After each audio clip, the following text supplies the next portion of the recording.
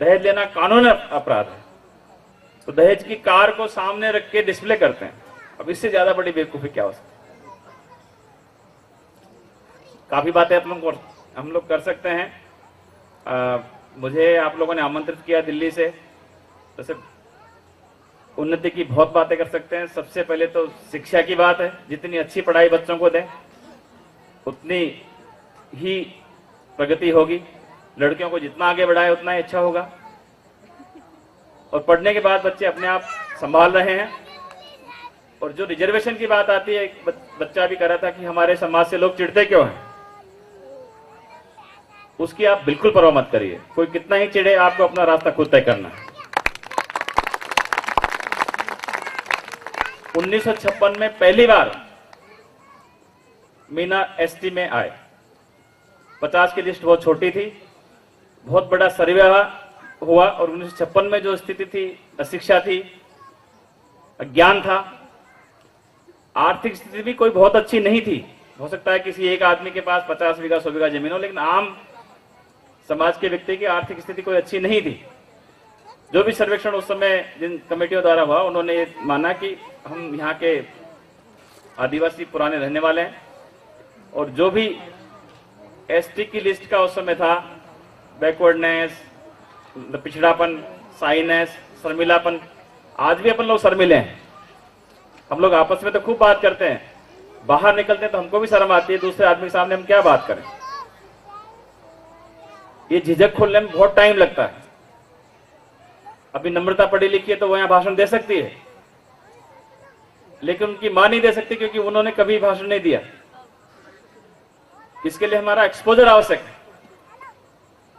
जो झिझक है, एक एसटी में शाइनेस की, बैकवर्डनेस की, ज्योग्राफिकल आइसोलेशन, ज्यादातर लोग अंदर के गांव में रहते हैं। आज भी मेन रूट पे, नेशनल हाईवे पे बहुत कम आप लोगों के गांव होंगे।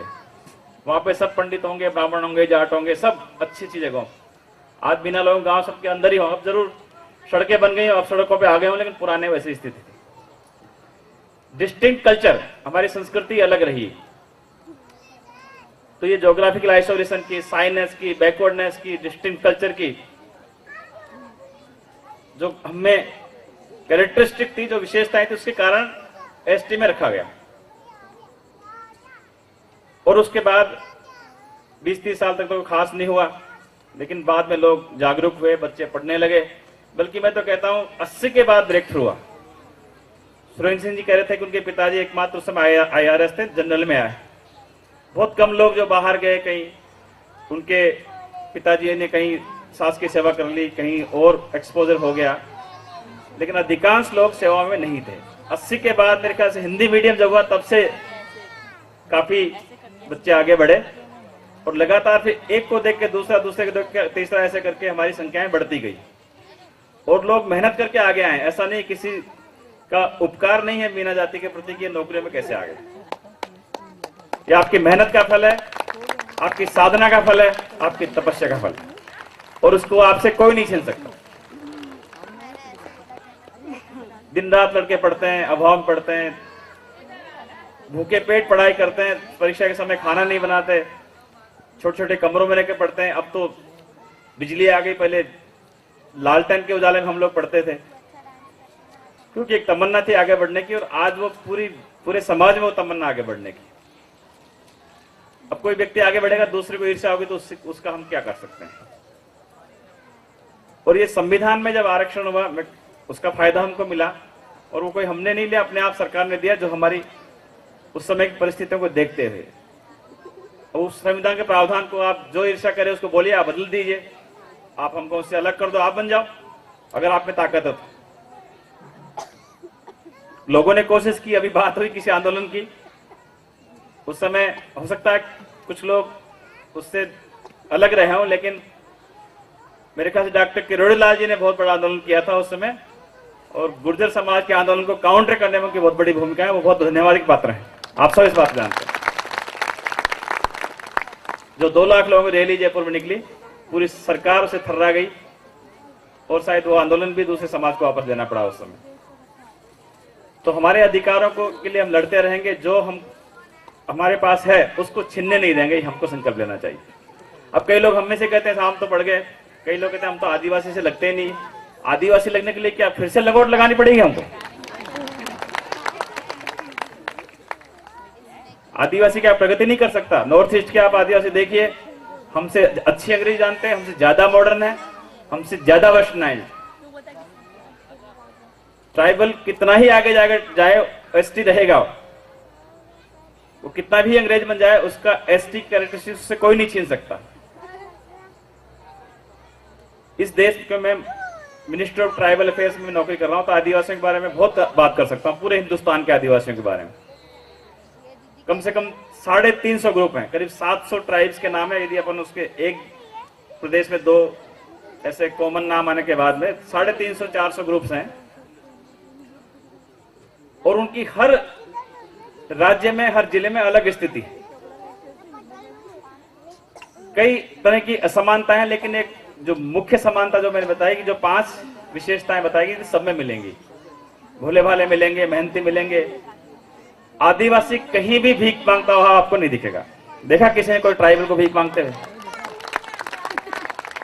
हाँ, अपने हक को छीनना वो जानता है, लेकिन कभी मैंने किसी भी ट्राइबल को पूरे हिंदुस्तान में भीख मांगते नहीं देखा। चाहे वो कितनी मेहनत करता हो, चाहे अहमदाबाद में जाके वो लारी खींचता हो, चाहे वो मैसनगिरी करता हो, चाहे कहीं रेलवे में काम करता हो, चाहे कहीं पेड़ काटता हो, लेकिन कभी भीख नहीं मांगेगा।